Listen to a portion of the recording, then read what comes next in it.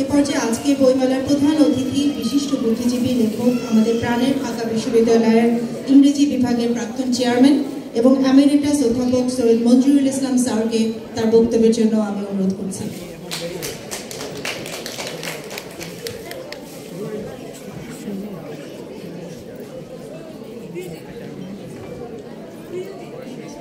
একটু বসেই কথা বলছি আপনাদের সঙ্গে।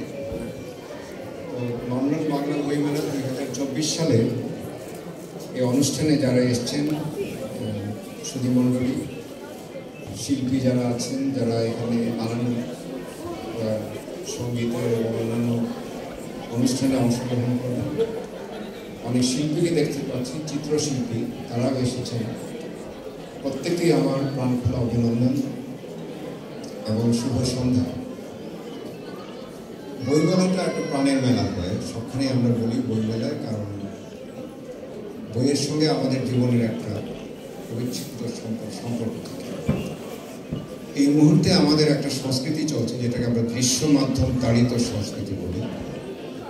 দৃশ্য মাধ্যম আমাদের সমস্ত চিন্তাভাবনা অধিকার করে বসে আছে। সাকির সাহেব চমৎকার করে বলেছেন যে একটা বই পড়লে আপনার মনের ভিতর যে একটা আলোড়ন সৃষ্টি হয়, এই পর্দায় যে ছবি দেখবেন তাতে কোনো জিনিস পর্দাটা খুব দ্রুত চলে যায়, পর্দার সঙ্গে আপনি কথোপকথন করতে পারেন না, কিন্তু বইয়ের সঙ্গে যে সন্তান বই পড়ে সে ভাবতে পারে, সে প্রশ্ন করতে শিখে, সে তলিয়ে দেখতে পারে, বাজিয়ে দেখতে পারে, নিজের সিদ্ধান্ত নিতে পারে। আমি বাড়িয়ে বলছি না, আমাদের ছোটবেলা থেকে বইয়ের সংস্কৃতিটা এমনই প্রবল ছিল যে আমরা বই ছাড়া কিছু ভাবতে পারতাম না। বই পড়তে পড়তে আমরা বিশ্বকে জেনেছি। আমাদের সময় কিন্তু গুগল ছিল না, আমরা অত্যন্ত প্রাগৈতিহাসিক সময়ে জন্ম নিয়েছি, যখন ল্যান্ড টেলিফোন ছিল না, আশেপাশে দুই একটা বাসায় থাকতো, যোগাযোগের কোনো উপায়ই ছিল না। তখনও তো মানুষের যোগাযোগ হতো, তখনও তো উন্নত সাহিত্য লেখা হয়েছে, উন্নত গান গাওয়া হয়েছে, উন্নত সাংস্কৃতিক চর্চা হয়েছে। তার মানে দৃশ্য মাধ্যমে একমাত্র সাংস্কৃতিক মাধ্যম তা কিন্তু নয়। অথচ এই প্রজন্মের সন্তানদের ধারণা যে এর বাইরের পৃথিবীটাই খুব, সমস্ত পৃথিবীতে এখন বই পড়ার দিকে একটা নজর যাচ্ছে। আমি খুব অনুরোধ করব, যত অভিভাবক এখানে আছেন, সন্তানদের নিয়ে আসছেন, তাদের হাতে প্রতি বছর জন্মদিনে বই দিন। এমনিতেই বছরের যে কোনো সময় তাদের বই দিন, বই পড়তে উৎসাহিত করুন। দেখবেন একটা প্রাণের উজ্জীবন তার মধ্য দিয়ে ঘটবে। একজন শিক্ষক হিসাবে সেটা আমি আপনাদের দায়িত্ব নিয়ে বলতে পারি। আর নানান প্রতিকূল অবস্থায় বইমেলাটা চলছে, ইতিহাস অনেক দীর্ঘ, 15 বছর ধরে চলেছে এটি। তাতে প্রবাসে যারা বাংলাদেশের চর্চা করছেন, সাহিত্য পড়ছেন, সঙ্গীত চর্চা করছেন, তাদের ভিতরে একটা উদ্দীপনা সৃষ্টি হয় এবং নিশ্চয়ই তারা নতুন করে ভাবতে শুরু করেন। আর তৃতীয় একটা বিষয় আপনারা দেখবেন, উনি খুব বিখ্যাত একজন মানুষ, তার নাম আমি শুনে এসেছি, তিনিও আজকে খুব সুন্দর ভাষণ দিলেন। আমাদের যিনি পাশে বসে আছেন তরুণ একজন কর্মী, সংস্কৃতি কর্মী হিসেবে তাকে আমি চিনি। তিনিও সংস্কৃতির প্রতি দায়বদ্ধতার কথা বলছেন, একটা গুরুত্বপূর্ণ কথা বলেছেন যে বহু সংস্কৃতির যে বিশ্বটা এখন বহুত্ববাদী বিশ্ব, সেখানে বহুত্ববাদ টিকে থাকবে এই জন্য সবাইকে নিয়ে তো পৃথিবীর সংসার।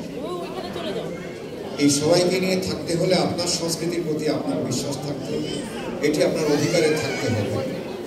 অন্য সংস্কৃতিতেও আপনার অনুসন্ধান চালিয়ে যেতে হবে। আপনারা এখানে খুব ভালো করেই জানেন, বহু সংস্কৃতির মিলন মেলা হচ্ছে এই লন্ডন শহর। সেখানে আপনি শুধু আপনার সংস্কৃতি ধারণ করে থাকতে পারবেন না, কোনো না কোনোভাবে অন্য সংস্কৃতিতে আপনার একটা অধিকার জন্মাতে হবে। তাহলে ওই পড়শি সুলভ যে বন্ধুত্বটা সেটা পরিপূর্ণ হয়, সেটিও আপনাদের প্রয়োজন হবে। আমি খুব আনন্দিত যে আপনারা সবাই এসছেন, বিভিন্ন পেশাজীবী, অনেক কাজ করছেন আপনারা। এই ছুটির দিনে এখানে সমবেত হয়েছেন, প্রাণের টানেই তো এসছেন। ফলে আমার মনে হয় যে আমি যে এখানে এসছি, আমার আশাটা খুব সার্থক হয়েছে। আমি খুব আনন্দ নিয়ে দেখতে পাচ্ছি ওখানে অনেক ধরনের আয়োজন হচ্ছে, বই বিক্রি হচ্ছে, বই কিনছেন মানুষ। এর থেকে সুন্দর দৃশ্য আমি কখনো দেখতে পারি। আমি আশা করি বইমেলাতে শুধু বই থাকবে না, বইকে কেন্দ্র করে নানান কিছু চলছে। শিশুদের অনুষ্ঠান হচ্ছে, আমি শুনলাম মোস্তফার কাছ থেকে অনেকগুলি অনুষ্ঠান তারা পরিকল্পনা করছেন। আমি আশা করছি আগামীকাল আরও অনুষ্ঠানে আমি দেখতে পারবো, অংশগ্রহণ করতে পারবো। একটা পরিপূর্ণতার আনন্দ নিয়ে আপনারা বাড়ি যাবেন, যাতে আগামী বছর পর্যন্ত তৈরি হতে হতে আপনার সংস্কৃতিকে আপনি একটু এগিয়ে নিয়ে যাবেন।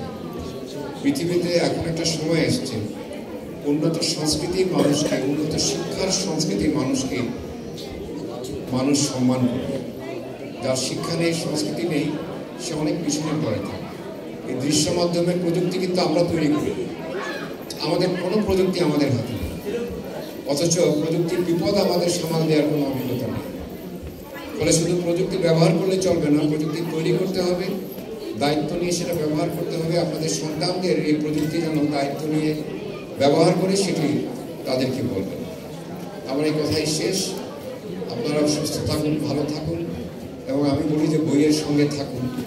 বইমেলা এই বাণীটি আপনাদের দিচ্ছে, বইয়ের সঙ্গে থাকলে অন্য সকল কিছুর সঙ্গে আপনার সম্পর্ক স্থাপিত হবে এবং সেটা দীর্ঘস্থায়ী একটা সম্পর্ক হবে। সবাইকে অভিনন্দন, যারা উদ্যোক্তা তাদেরকে বিশেষ অভিনন্দন।